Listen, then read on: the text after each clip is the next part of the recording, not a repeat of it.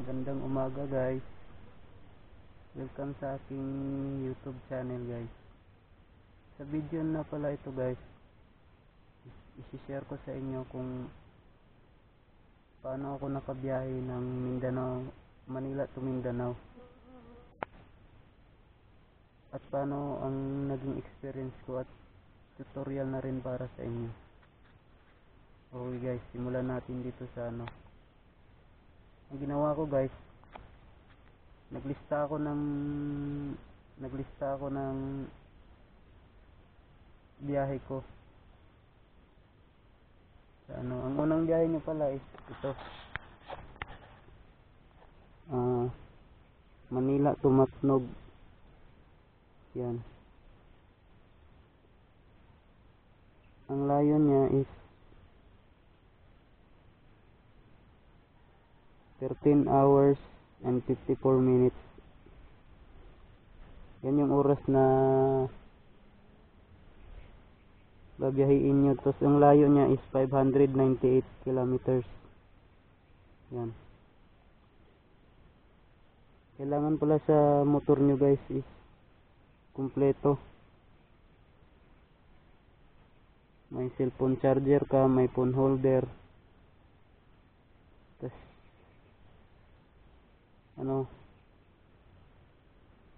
sport camera para na rin sa daan ba, para may record ka sa daan kung in case na mangyari sa iyo, may record ka. Yan, ito. Sa pagbabiyahe guys, kailangan mo mag-reset ng oras talaga. Tapos sa motor mo rin kailangan ng pabigat, kasi masyadong malubak ang daanan pa Manila to Sorsogon guys, kasi doon ka sasakay ng barko unang barko yun may pangalawa pa dito sa sa Allen Port to Maasin Port. Pangalawang barko yan guys. Papuntang barko yan sa Maasin Port.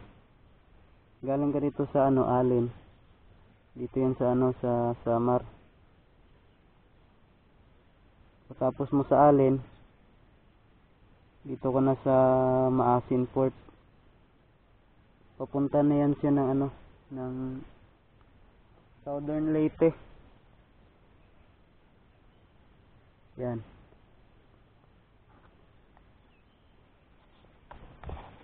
Ito sa Surigao,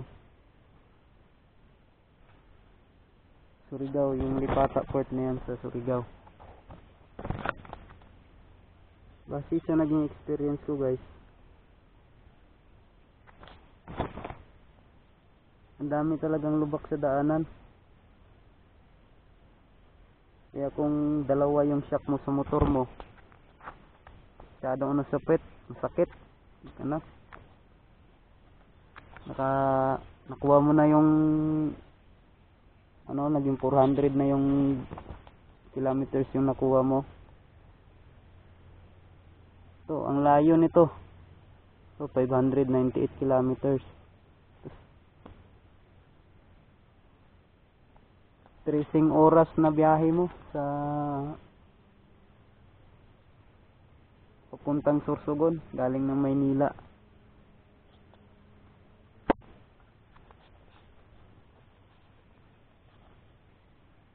Kaya kailangan yung motor mo, kondisyon. Bagong palit ka ng lining, palit ng langis. Tapos yung may extrang ilaw ka, gaya ng mini driving light, para extra mo kung mapundi yung headlight mo, meron ka pang extra. Kasi nung pagbiyahe ko guys, naabutan ako ng gabi sa Nabutan ako ng gabi sa Sorsogon na.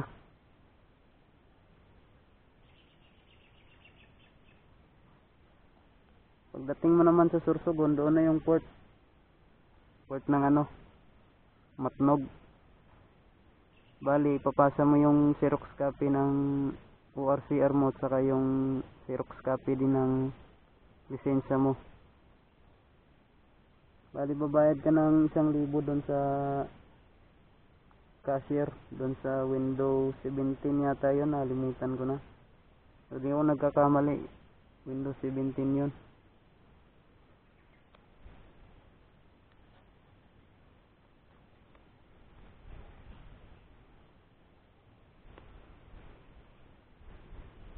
Paglipat mo naman ng pupunta ka na Matnog. Sa Matnog, sasakay ka na ng Matnog. Dilipat ka na ng Alin, doon sa Samar. Sa Alin. Tapos yung Alin Port naman, ang layo niya, Alin Port to Maasin Port. Ito. 9 na oras at 9 hours and 33 minutes. Ang layo niya 400 kilometers. Karagdagang biyahe din yan, guys. Pupuntang Southern Leyte dito sa Maasin Port. Pagdating mo sa pero meron ka namang pagpipilian na isa, yung San Ricardo Port. Doon daw is malapit, kakwentuhan ko doon sa Matnog Port, yung tagakarga ng sakyan doon. Kasi marami akong nakasabayan ng mga malalaking sasakyan, isasakay din doon sa barko. Yung motor mo, ikakarga mo rin doon ikakarga din nila doon sa sa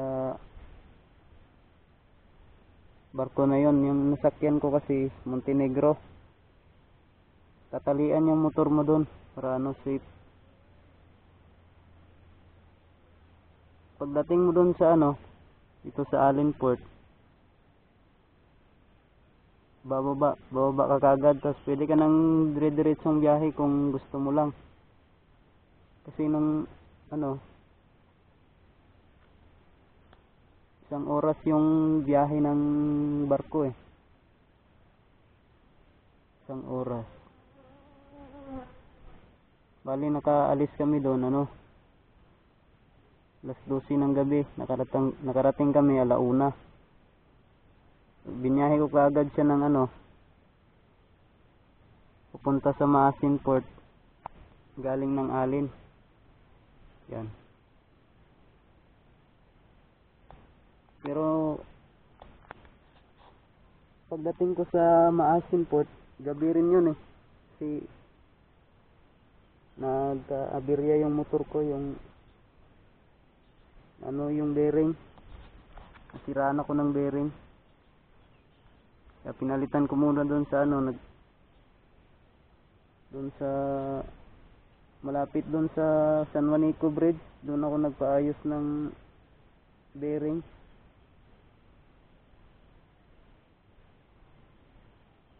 Pagdating mo sa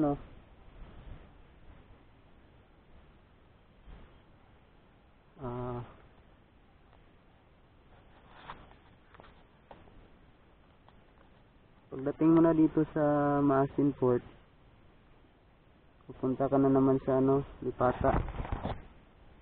Surigao Lipata. Yun na yung huling mo, biyahe ng barko. Bali, pangalawang barko yun, yung Maasin Port to Lipata Port. Yun na yun. Hindi ka na sasakay ng barko dito sa Mindanao kasi tuloy-tuloy na yung drive mo ng motor pauwi sa inyo.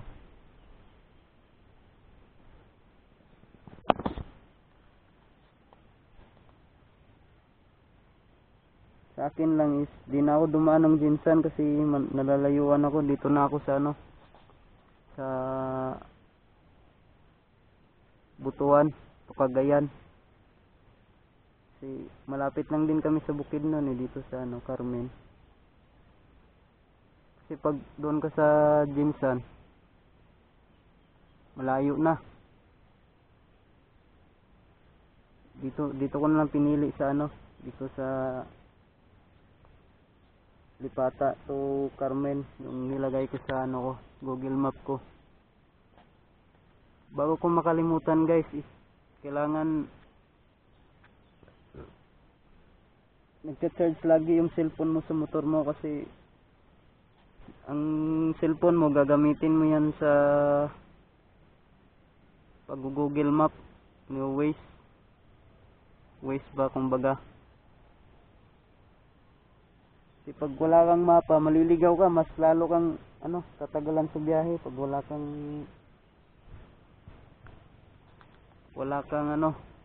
kang Google Map. Yan, ito papakita ko dito sa inyo guys, yung malayo ng aking binyahe. To Manila to Matnog Port, ang layo niya 598. Pagpalagay natin na 600 kilometers. Tapos ito maging 14 hours. Kasi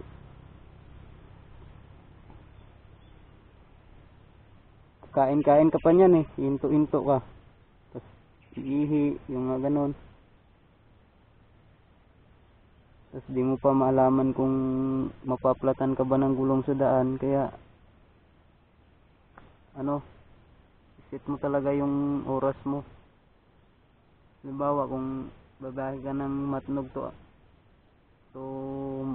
Manila to Matnog, kailangan galing ka ng Maynila, aalis ka ng 2:00 ng umaga para makuha mo yung oras na to. So 13 hours and 54 minutes. Umalo na siya ng 14, ganon. Kailangan mo siyang kunin na di ka maabutan ng 12:00 ng gabi, para iwas na rin sa mga dyan sa daan ba, yung mga nangaagaw ng motor, mga ganyan ba. Pero sa experience ko sa biyahe ko guys, wala naman. Mabait naman yung tao dyan sa sa Luzon. Yan.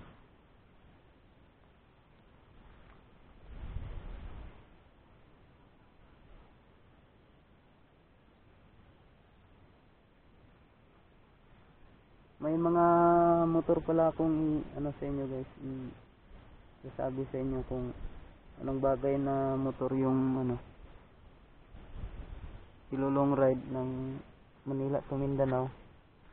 Ganda yung guys, sniper.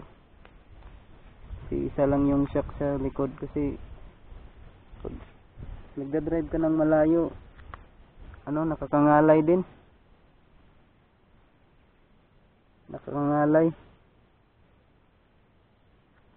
Yung puwet ko nga nababad sa pagkakaupo.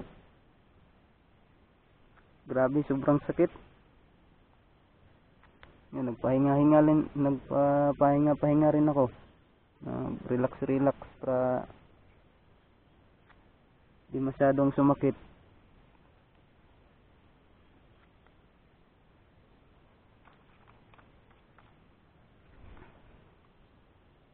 Dito naman sa biyahe nyo sa guys, dito sa Lipata to ang pinili ko ay Surigao Lipata Puerto Carmen. Yan. Since malapit ako sa Bukidnon, dito. Ito yung pinili ko, yung Surigao Lipata Port.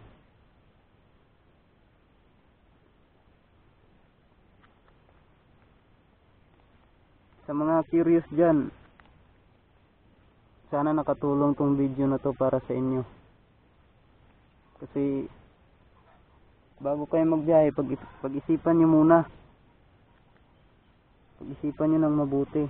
Pero pwede ka naman magpakargo sa Tugo kung gusto mo ayaw ng long ride. Naman yun, sa galing ng Tondo to Cagayan. Pwede rin sa Jensan, para mag-relax ka na lang sa barko. Pero kung gusto mong mapuntahan talaga yung lugar na ma-experience mo yung Luzon, Visayas, Mindanao, yun, magbiyahe ka ng long ride gamit lang ang motor. So yun lang guys, sana nakatulong tong video na to guys sa inyo.